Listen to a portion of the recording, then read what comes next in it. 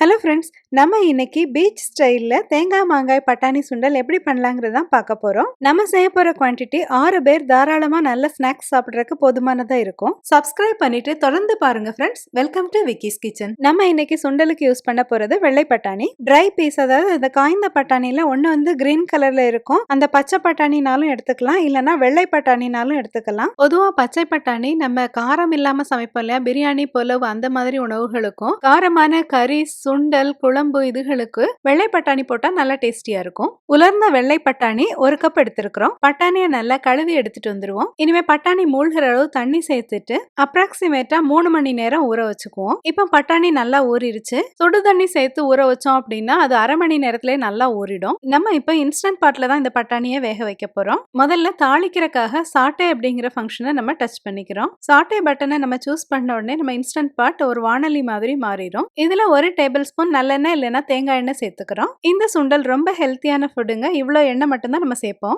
எண்ணெய் சூடான உடனே அதுல 1 டீஸ்பூன் சோம்பு போட்டுக்கிறோம். சோம்பு சிவக்க ஆரம்பிச்ச உடனே நம்ம தண்ணியை எடுத்துட்டு அந்த பட்டாணி மட்டும் சேர்த்துக்கிறோம். எப்பவுமே பயறு ஊற வச்ச தண்ணியை சேர்த்து சமைக்க கூடாது, அது வாயு தொல்லை கொடுக்கும். இனிமே பட்டாணி நல்லா மூழ்கிற அளவு தண்ணி சேர்த்துக்குவோம். சில சமயம் நம்ம பட்டாணியை ப்ரெஷர் குக் பண்ணும்போது அது குழஞ்சிரும் இல்லையா, அதை அவாய்ட் பண்றதுக்காக நம்ம சரியான அளவுல தான் தண்ணி சேர்க்கணும். அதாவது பட்டாணி நம்ம எந்த லெவல்ல போட்டிருக்கோமோ அந்த லெவல்ல மட்டுமே தண்ணி இருக்கணும். அது மேல ஒரு 1/2 இன்ச் 1 இன்ச் அளவுக்கு கூட தண்ணி நிக்க கூடாது.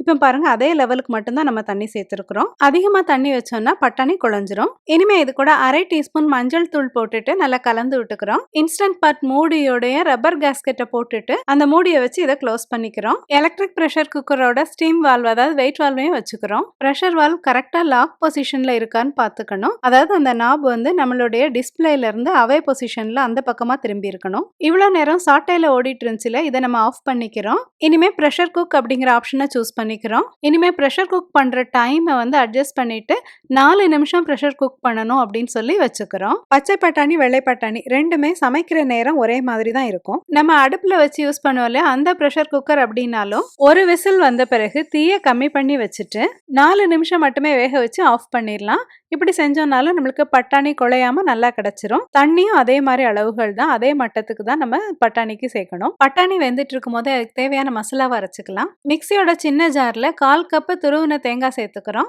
அது கூட 1/2 டீஸ்பூன் சீரகமும் ஒரு பாதி பெல்லாரி வெங்காயமும் சேர்த்துக்கிறோம். இதையெல்லாம் சேர்த்து நல்லா கொரகொரப்பா அரைச்சி எடுத்துட்டு வந்துருவோம். தண்ணி எதுவும் சேர்க்க வேண்டாம். இப்படி பச்சை வெங்காயம் தேங்காய்லாம் சேர்த்து அரைக்கிறோம்ல, இந்த மசாலா ஸ்மெல் தான் நம்மளுக்கு பீச் சுண்டலோட வாசனையை கொடுக்கும். இனிமே சுண்டல்ல சேர்த்துக்கிறதுக்காக ஒரு 1/2 கப் அளவுக்கு பொடியா நறுக்கின வெங்காயம் எடுத்து வச்சிருக்கோம். 1/2 கப் அளவுக்கு மாங்காய் சின்ன துண்டுகளா கட் பண்ணி வச்சிருக்கிறோம். அது கூடவே ஒரு தக்காளியும் பொடியா கட் பண்ணி வச்சிருக்கிறோம். கொஞ்சமா மல்லித்தலை, ஒரு பாதி எலுமிச்சம்பழம், பொடியா நறுக்கின தேங்காய் துண்டுகள் 1/4 கப் இவ்வளவும் எடுத்து வச்சிருக்கிறோம். இதெல்லாம் செஞ்சுட்டு இருக்கும் போதே நம்மளுக்கு பட்டாணி நல்லா வெந்திருக்கிறோம்.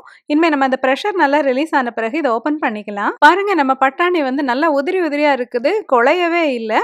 ஆனா நம்ம ஒரு பட்டாணி எடுத்து அமுக்கி பார்த்தோம் அப்படின்னா நல்லா சாஃப்டா வெந்திருக்கும்.